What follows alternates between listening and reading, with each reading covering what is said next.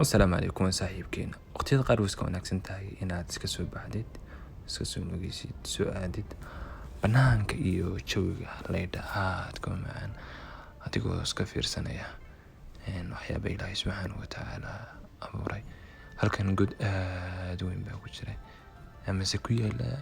markaa godkan run ahaantii aad baan uga fikiray waxaan xaggaad uga gudubtaa waayo meeshaan u socday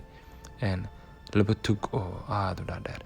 baa ka sokeeya anigoo aad u fikiraya ayaa waxaan arkay caruurta yar oo dad waa weydiiyey waxay yidhaahdeen anagu dheeli halkan ayaa marnaa 4 qof ayay ka koobnaayeen oo yaryar wax cabsiya ma dareeno meesha kuma dhacno malcamadaanu soo aadnaa xilligaanu sii soconno iyo xilligaanu soo soconaba labadan tog ayaanu kasoo gudubnaa oo weliba aad ku cabsida badan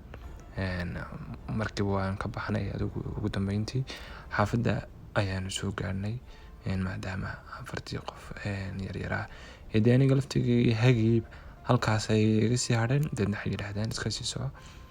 waxaan arkay sida caadiga geedkan qurac ah hal sawir ayaan ku boobay oo aad u qurxoon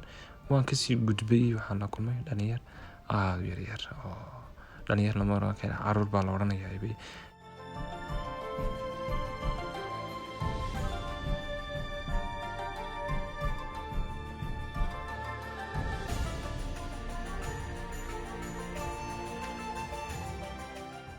waa iska boodboodeen waa iska ciyaareen waa iska sii dhaafay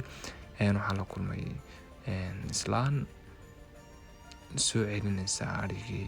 amar ilaahay waayo deeska maqribood ayay gaadhay dadna iyaduna hawsheeda ay iska wadataa waan iska sii dhaafay intaan salaamay cabaar ka bacdi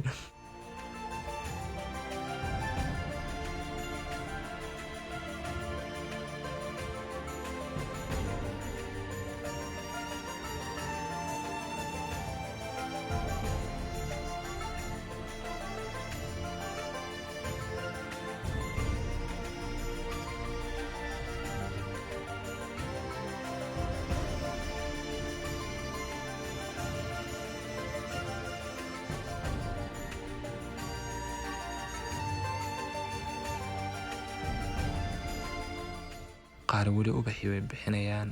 midhihii bay bixinayaan aad bay qurux badan yihiin maasha allah qaarna waxaad moodaa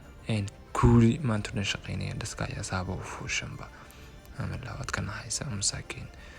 si kastaba haatee haddana quruxdoodii waxaad moodaa inaysan tegin amar ilaahay oo indhaha ayaaba isaga fiican